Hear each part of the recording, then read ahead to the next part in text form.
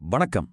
இந்திய ஜனநாயகம் குறிப்பா தென்னிந்திய பார்வையிலிருந்து பார்க்கும்போது சில ரொம்பவே கவலையான கேள்விகளை சந்திச்சிட்டு இருக்கு. வாங்க இன்னைக்கு நாம அந்த கவலைகள் என்ன, அதுக்கு பின்னாடி இருக்கிற டேட்டா என்ன சொல்லுதுன்னு கொஞ்சம் ஆழமா பார்க்கலாம். இந்த கேள்வி நம்மள நிறைய பேரோட மனசுல இருக்கிற ஒரு கேள்வி இல்லையா? இது வெறுமனே ஒரு கோபம் மட்டும் இல்ல, நம்ம ஜனநாயகத்தோட அடிப்படைகளையே கேள்வி கேட்கிற ஒரு ஆழமான ஆதங்கம். சரி, வாங்க இத பத்தி கொஞ்சம் டீட்டெயிலா பேசுவோம். இந்த கவலைகளை எல்லாம் முழுசா புரிஞ்சுக்கிறதுக்கு முன்னாடி முதல்ல நம்ம சிஸ்டம் எப்படி வேலை செய்யுது, அதோட விதிகள் என்னன்னு நாம தெரிஞ்சுக்கணும். நம்ம நாடு இந்தியா ஒரு நாடாளுமன்ற ஜனநாயக நாடு. அப்படின்னா என்ன? இங்க பிரதமர் பார்லிமெண்ட்டுக்கு பதில் சொல்லியே ஆகணும். அவங்க எடுக்கிற ஒவ்வொரு முடிவுக்கும் அங்க பதில் சொல்லணும். ஒரு தனிநபர் நினைச்சதெல்லாம் செஞ்சிட முடியாது. அதுக்கு பேர் தான் அதிபர் ஆட்சி முறை. அது நம்ம கிட்ட இல்ல. அப்போ ஒரு எம்பியோட வேலை என்ன? சும்மா டெல்லிக்கு போயிட்டு வர்றதா? இல்லவே இல்ல. அவங்க தான் நம்மளோட குரல். நம்ம தொகுதிக்கு என்ன வேணும், நம்ம மாநிலத்தோட உரிமை, நம்மளோட ஜிஎஸ்டி பங்கு, மொழி உரிமை, இது எல்லாத்துக்காகவும் அவங்க தான் அங்க வாதாடணும். அவங்க வெறும் ஆளுங்க கட்சிக்கு தலையாட்டுறவங்களா இருந்தா அது ஜனநாயகத்தோட தோல்வி கிடையாது, நம்ம தேர்ந்தெடுத்த நம்மளோட பிரதிநிதியோட தோல்வி. இப்போ நாம இந்த முழு விவாதத்தோட மைய புள்ளிக்கே வரோம். அதுதான் வரப்போகிற தொகுதி மறுவரையறை. இத கேட்டாலே பலருக்கும் ஒரு விதமான அச்சம் வருது. ஏன் அப்படி? இந்த ஒரு கேள்விதான் இன்னைக்கு தென்னிந்தியாவோட அரசியல் கவலைகளுக்கு ஆணிவேரா இருக்கு. ரொம்ப சிம்பிளா சொல்லணும்னா, மக்கள் தொகை ஏறுது இல்லையா, அதுக்கேத்த மாதிரி நம்ம எம்பி தொகுதிகளோட எல்லையையும் எண்ணிக்கையையும் மாத்தி அமைக்கிறது தான் இந்த தொகுதி மறுவரையறை.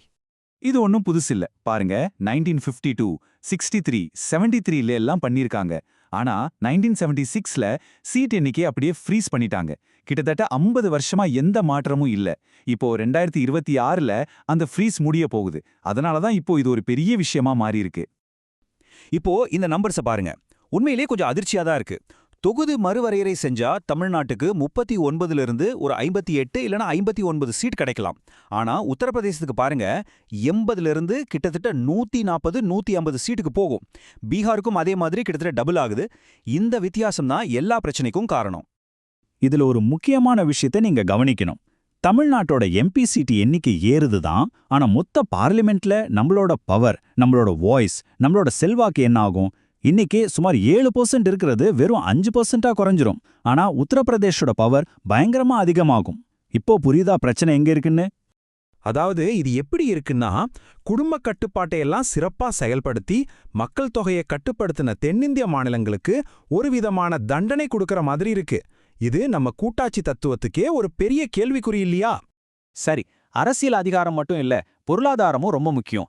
ஏன்னா ரெண்டுமே ஒன்னோட ஒன்னு சம்பந்தப்பட்டது. இப்போ நம்ம பொருளாதாரத்துல இருக்கிற சில கவலைகளை பார்க்கலாம். 5.10%. இதுதான் இந்தியாவோட வேலையில்லா திண்டாட்டத்தோட தற்போதைய கணக்கு. இது வெறும் நம்பர் இல்ல.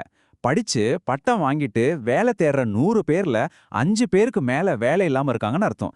இது கோடிக்கணக்கான இளைஞர்களோட கனவு சம்பந்தப்பட்ட விஷயம். அடுத்து பணவீக்கம் 3.40%. இந்த நம்பர் பார்க்கறதுக்கு சின்னதா தெரியலாம். ஆனா நீங்களே சொல்லுங்க, கடைக்கு போனா காய்கறி விலை, பெட்ரோல் விலையெல்லாம் ஏறிக்கிட்டே தானே இருக்கு. அப்போ இந்த அதிகாரப்பூர்வ கணக்குக்கும் நிஜ வாழ்க்கைக்கும் சம்பந்தம் இருக்கான்னு யோசிக்க வேண்டியிருக்கு. கடைசியா ஒரு அமெரிக்க டாலருக்கு 93 ரூபாயை தாண்டிடுச்சு. நம்ம ரூபாயோட மதிப்பு இவ்ளோ குறையும் போது என்ன ஆகும்?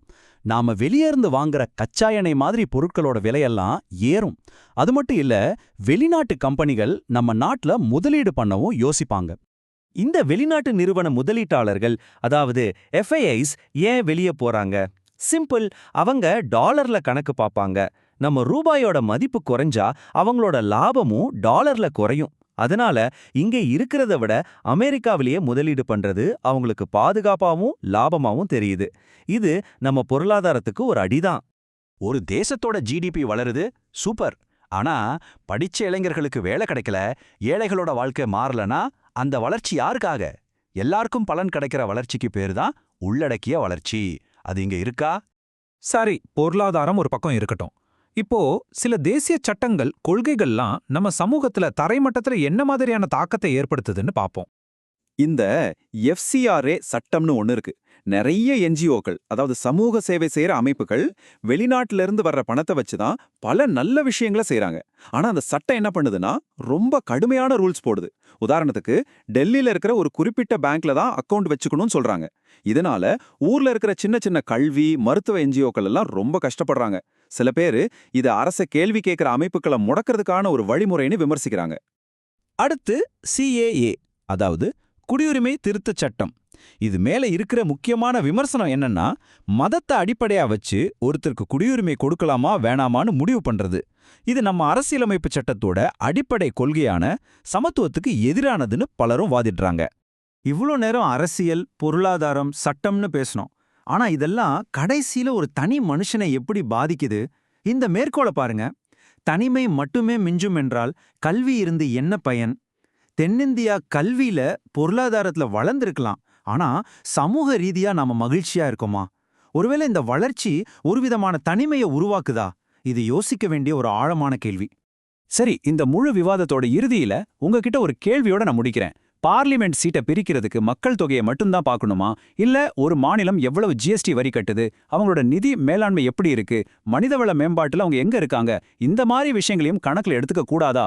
இதுதான் இப்ப நம்ம முன்னாடி இருக்கிற மிக முக்கியமான கேள்வி. இத பத்தி நீங்க என்ன நினைக்கிறீங்க?